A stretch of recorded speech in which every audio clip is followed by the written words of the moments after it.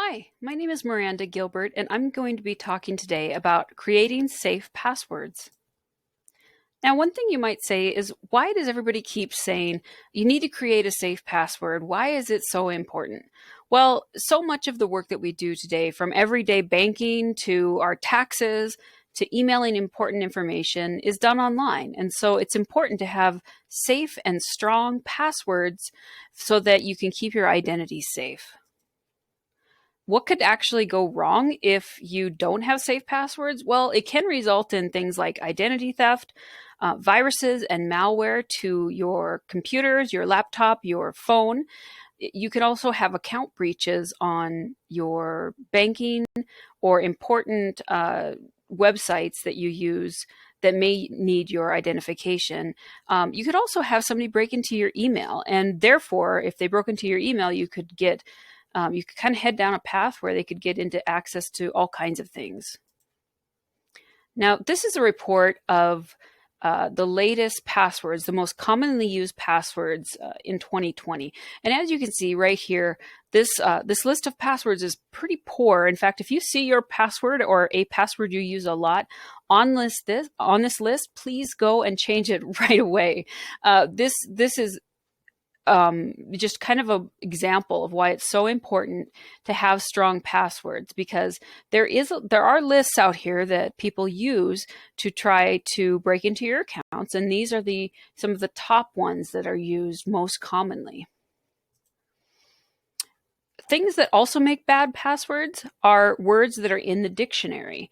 Now that might seem really vague and strange, but some of these cyber criminals can actually use dictionary software to start guessing your password. So words that are used in the dictionary, spelled correctly, may be used to try to gain access to your account.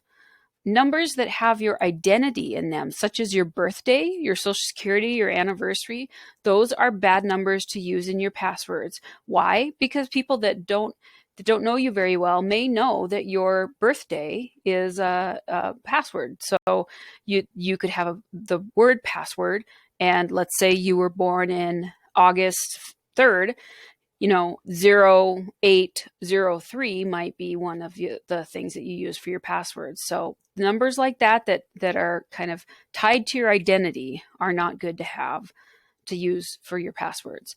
Also, names of family members are not good to use for passwords. Again, it's because people may know you vaguely, or be able to even just quick internet search, find out the name of your spouse, the name of your dog, the name of your kids or grandkids, and use those to try to gain access to your accounts.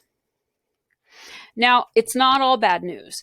At this point in the webinar, people are often like, oh my God, she's harping about how bad everything is and all the passwords, my passwords are all bad. Well, it's not all bad.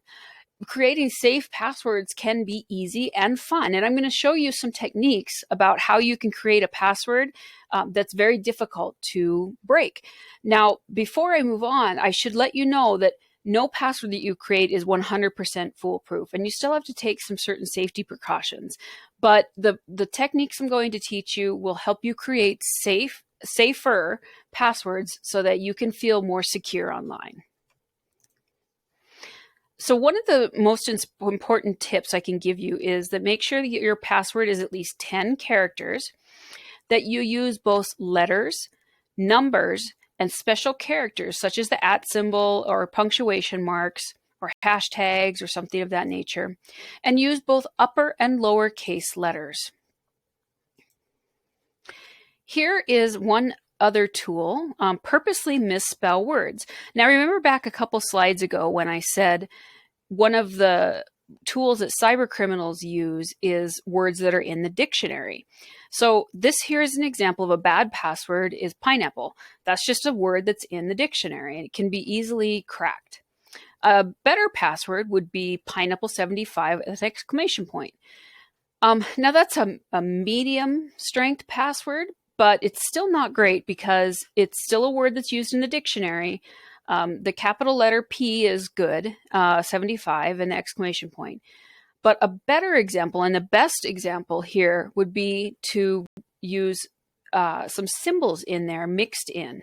So pineapple you've got the small p, but then you've replaced the I with the number 1, and you've replaced the letter A with the @ symbol, 75, and then exclamation point. Now, 75, where did I come up with that number?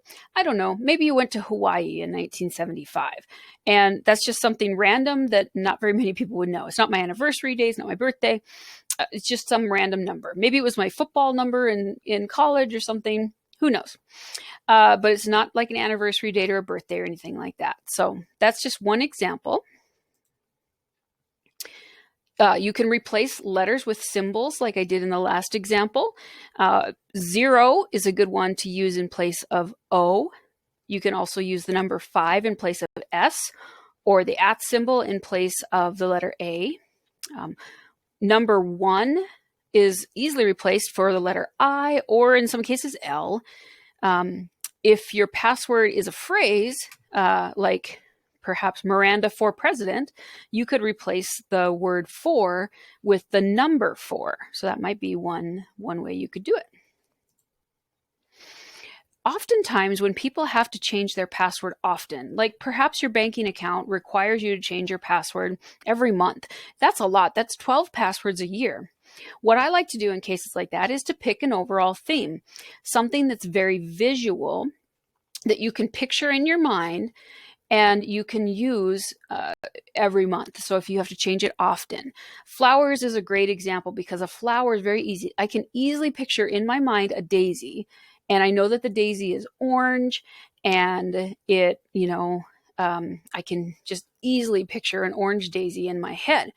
So something I could do there is I could use the password. I could use Daisy, for example, but I could replace the letter A with the @ symbol, and I could put a number in there, any number that makes me think of a daisy.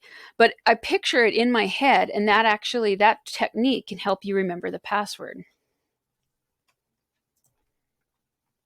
And again, something you can visualize. So pineapple is one I go back to a lot, of course, but pineapples are yellow. You maybe visited Hawaii in 1975. The number 1 looks like an I, and the @ symbol looks like an A. So that simple password we used before, that pineapple 75, that now becomes P, number 1, NE, @ PPLE, and then Y, because pineapples are yellow, capital Y, and 75, because I happened to visit Hawaii in 1975. So you can see how something so simple now has become a more complex combination of letters and numbers that will help you with a more secure password that you can actually remember. So this is my favorite trick. It's to make a phrase into a password. Now, take a look at the image here and see if you can come up with how I got to this particular password that you see up here. This is the password. Think about how I got to that. I'll give you just a second. Okay, so this is how I got to it. The hills are alive with the sound of music. Now, I know y'all have that in your head right now because you've been thinking about it, so you're all singing it now. The hills are alive, THA. And I replaced one of the A's with the @ symbol, WT, sound of music. So what I did here, I capital S, I used I know it's hard to tell the difference, but I used a 0 for of, and then music, capital M. So the hills are alive with the sound of music. That just became my password. So another example here. These are really fun, but they do take a little bit of practice. Okay, this one's a tough one. Go ahead and think about it.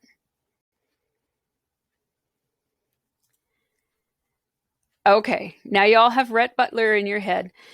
Frankly, my dear, I don't give a damn. So here we go. I capitalized frankly, just because, but I did the F, M, D, and instead of I used a number 1. And again, I used the @ symbol in case of I don't give a damn. So it's, frankly, my dear, I don't give a damn. And that becomes what looks like a completely random password. Let's do one more here. This one's a little bit tough, so think about this one here. The rain in Spain falls mainly on the plain. So here we go. The rain in Spain falls mainly on the plain. I replaced the I in with a number 1, and Spain is a capital because it's a capital, it's Spain. And on the plain, I used a 0 instead of an O. So what, again, this looks like a seemingly random password, but I just used a phrase that I can easily remember. The rain in Spain falls mainly on the plain. Now here's one you're never going to guess, but just take a look here. Here's how I came up with this password. Yes, it's a list of grandchildren. And what we did is Mary, Bobby, Jimmy, Nathan, and Fred. I took all their names and their first letter, but I replaced the letter, one of the letters in their names in some cases. So Mary became capital M @, Bobby became capital B 0, Jimmy, capital J, number 1, Nathan, capital N @, and Fred, well, he's just capital F, small r. So I met all the requirements of symbols and numbers, uppercase and lowercase letters with this. So that's a nice password to use too. The other tool that I would recommend is to make sure and use different passwords for all your accounts across the internet. Don't use the same password on every website that you visit. Don't use the same password for Facebook as you use for your bank account or your tax returns. Use different passwords across all the internet. Now, I know your mind just went, wah! Don't be worried, because there is some techniques to be able to keep track of all these passwords. The reason why I don't want you to use the same password across every website is if one password becomes compromised. If I use the same password from everywhere and that gets compromised, in other words, somebody gets that password that isn't, means that every website that I use that password on could be vulnerable now. But if I use a different password for every website, then I only have to, if that one password becomes compromised, then I can go and just change that one website and I don't have to worry about the others. There are some online tools for storing passwords, and these are some of the examples here that I have. One is LastPass. The other is the Norton Password Manager. There are several others out there. Go ahead and ask around, see if anybody uses these. These are online tools for storing your passwords that you can use. But honestly, my favorite technique is to use a physical copy. A physical copy of your passwords written down in a notebook or a piece of paper with what website they belong to. The reason why this is a safe way is that somebody would have to physically get this copy in order to compromise your accounts. Now, don't take this physical copy with you places. Don't put it in your purse. Don't put it in your car. Leave this in a safe place in your home. Therefore, somebody would have to break into your home or have physical access to your home in order to get these passwords. Now, definitely don't store a physical copy of your passwords under the keyboard, on a sticky note near your computer, or in your top desk drawer. If somebody is looking for a password into your computer or something of that nature, that's the first place they're going to look. And I will tell you too, that don't share your passwords with anyone over the phone or via email. Nobody should ever have to call you and ask you for a password, or email you and ask you for a password. You should be able to talk to that person by you calling them, or in some case that you might email it to them if it was somebody fixing your computer or something of that nature. But nobody will ever call you and need your password. If it's the bank or something like that, they don't need that. You don't need you to tell your password to them in order to access your account. So if you do share your password with someone like a computer repair person, change it after they're done. And as a former computer repair person, I am grateful when people change their password after I leave, because I don't want the keys to the building. So it is okay. You're not going to hurt anybody's feeling if you change your password after somebody leaves. So that is really the safest thing that you can do. So that is the last tip that I have for you today on how to create and remember safe and secure passwords online. If you have any questions, please don't hesitate to ask. Thank you.